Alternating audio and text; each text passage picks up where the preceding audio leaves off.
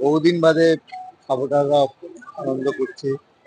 কারণ ইস্ট বেঙ্গলের একটা সবসময় ইয়ে ছিল যে মানে যে টিমই খেলুক, ফার্স্ট টিম খেলুক বা এক্সট্রা প্লেয়াররাই খেলুক, কিন্তু east Bengal is very danger. সেটা আজকে আরেকবার প্রমাণ করে দিল প্লেয়াররা। ফার্স্ট হাফের খেলা থেকে ফার্স্ট হাফ 2-0 ডাউন। আমার তো মানে গত 10 বছরে বোধহয় মানে এরকম রেজাল্ট মানে খুব কম দেখেছি।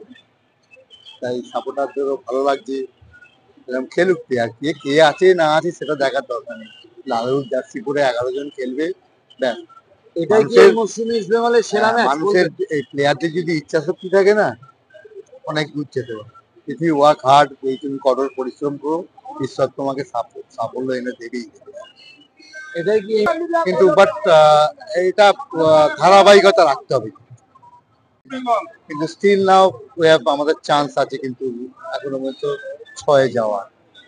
আস্তে আস্তে প্লেয়াররাও ফিট হয়ে যাবে আমার মনে হয়।